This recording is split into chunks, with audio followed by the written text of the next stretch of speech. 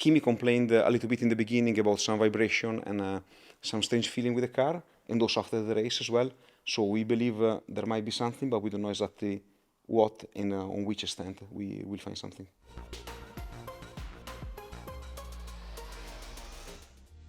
Hello and welcome to this Akkodis Race Debrief. My name's Jodi, and joining us today we have Simone Resta here to answer your questions from the São Paulo Grand Prix. Simone, thanks for being here. What a weekend. We're bringing home more trophies as well as reclaiming that P2 position in the constructors so far. So how are the team feeling after that weekend? I think there is a great feeling in the team. Everyone is really excited about the result and looking forward to the last 3 races. It's going to be a very difficult challenge, but everyone is really geared up and is going to go for it.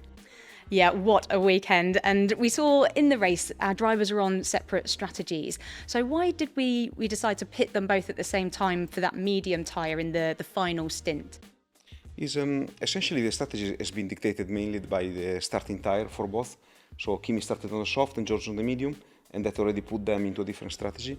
And fitting with George the soft, let's say, in the middle stint, we wanted to avoid any possible undercut and give him a better position for the final part of the race. And do we think, could George have pushed that soft tyre any further, or was it really at the extent of what it could do? We think we've given, let's say, the tyre allocation that we decided to use for him, we think we went for the fastest race, and we wanted to avoid any risk of any undercut and just maximize his time on the medium at the end. And then looking at qualifying, we saw there's quite a distance between Kimi in P2 and George in P6.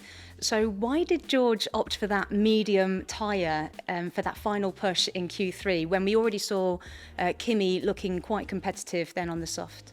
I think that actually the gaps were very, very small in this particular quali. And even if George, let's say, was sitting in P6 and Kimi in P2, the real gap in terms of lap time was very, very minimal, like 1/10 or a bit more than 1/10. So really super tight quali, and George, that wasn't finding the right feeling with the soft tyre, wanted to try the medium at the end, a new medium. We've seen in a few races before that the new medium was quite competitive, so we wanted to try, let's say, this card. It didn't pan out probably in the best way, but it was very, very close, very close. What was the damage to Kimi's car? We saw the incident between Piastri and Kimi and Leclerc. In fairness, we don't know yet, because you know that on the Sunday night the time is quite tight, let's say, to dismount the cars, do some checks and then ship to the following events. And we've been doing some controls, and we got some more NDT planned soon to understand what went on. Kimi complained a little bit in the beginning about some vibration and some strange feeling with the car, and also after the race as well. So we believe there might be something, but we don't know exactly what and on which extent we will find something. Could that have potentially have impacted his performance at all then? It could be.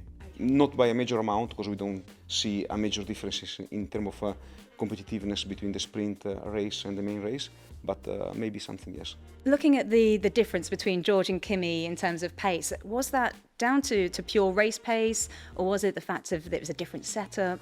Or even we heard George saying that he had low grip and that there was an issue with the brakes warming up quite severely. I think the difference in terms of pace was pretty small, actually. If you consider that over a race of about 1 hour and a half, the gap was just about 2 to 3 seconds at the end. So a very, very small gap. And, we speak about very marginal differences between the two cars. Same in quali. We've had many occasions where George was marginally faster than Kimi.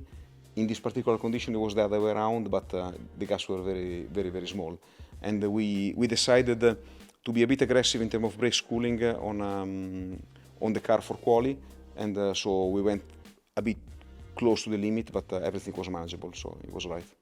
And we heard that George had to lift and coast to look after the temperatures of his brakes. Does that impact the pace as we go around, or not dramatically? I guess it depends a lot on the extent of how much you need to lift and coast, and there's got also some effect in terms of tire temperatures, etc.